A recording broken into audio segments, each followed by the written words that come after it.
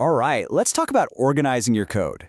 Today, we're going to tackle one of the most fundamental tools in C++ for wrangling all your data and stopping the chaos, the mighty struct. Ready to bring some serious order to your programs? Let's dive in. You know the feeling, right? You've got an employee's ID number over here, their name way over there, and their pay rate somewhere. In your head, it's all connected, but in your code, it's just a bunch of loose, separate pieces. And wow, can that get messy fast. I mean, just look at the difference here. On the left, you've got that chaos of separate variables we were just talking about. But on the right, you've got a single, clean, neat little package that holds all that related information together. This is the organizational superpower we're about to unlock. So let's officially put a name to this problem. Data chaos. It's that nagging feeling you get when you're trying to manage data that's related, but it's all different types, and everything just feels, well, disconnected and messy. Take a look at this example.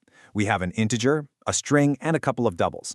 Now, in our minds, these are all part of one single employee's record. But as far as the code is concerned, there's absolutely nothing that actually ties them together. They're just four random variables floating around. Now, I know what you might be thinking.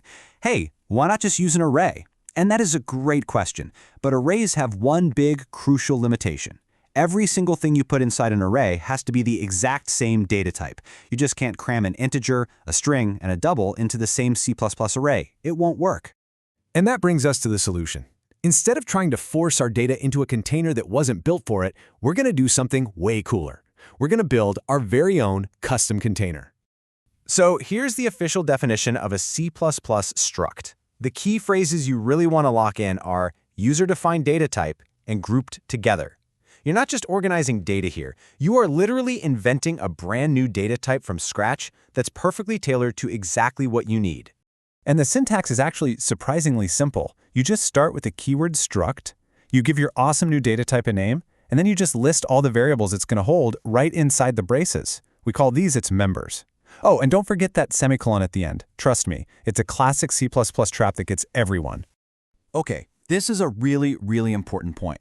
When you write a struct definition in your code, you haven't actually created a variable. You haven't used up any memory at all. You've just drawn the blueprint. You've basically told the compiler what an employee or a student will look like, but you haven't actually built one yet.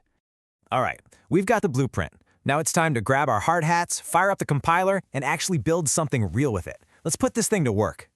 It really all boils down to this simple three-step process. First, you define the structure. That's the blueprint. Then you declare a variable of that new type. That's like building it. And finally, you access the individual members inside it to actually use it. Let's see that in action. This right here is step 2. Once you've defined student, it becomes a brand new data type that you can use, just like int or double. So here, we're just creating a variable named Tom that is of type student. Simple as that. And this is where the magic really happens. It's only at this moment, when you declare a variable like student Tom, that the computer actually sets aside memory for all of its members. The student ID, the name, the GPA, the whole shebang. The blueprint comes to life. So how do you get at the data inside your new container? It's super easy. You use the dot operator. That's it. It's just variable name dot member name. So if you want to set the hours for our employee emp1, you just write emp1.hours equals 23. Done. And here's a handy little shortcut for you. You can actually initialize all the members the very moment you create the variable. The only thing you got to remember is that the values you put in the braces have to be in the exact same order as the members you listed in your blueprint. Okay, so now that we've totally mastered the basics, let's level up and see how structs can be used to create some really powerful stuff in our code. So what if you need to track not just one book, but a whole library? Or what if you're making a game and need an inventory of hundreds of items? No problem at all. Since our struct is now a full-fledged data type, we can create an array of them. This gives you this beautiful, organized list where every single element is a complete, structured record. It's perfect for managing big collections. And it gets even more powerful.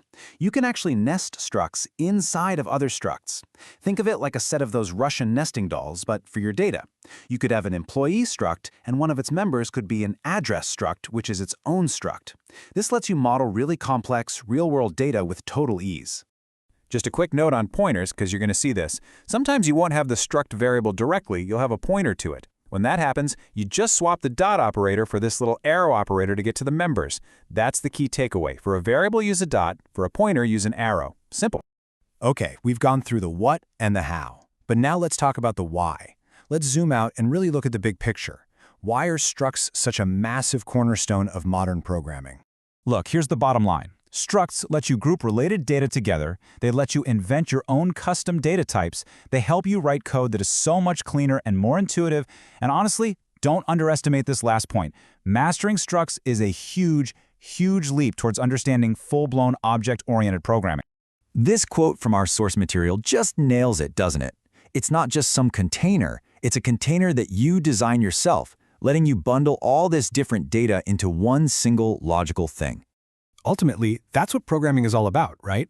It's about taking a complex, messy, real-world problem and figuring out how to model it in a clean, organized, and logical way inside a computer. And structs are one of the first and most powerful tools you have for doing exactly that. So I'll leave you with this question. You now have the power to create your own data types from scratch. You could model a car, a bank account, a planet, a character in a video game. The possibilities are literally endless. So what will you build first?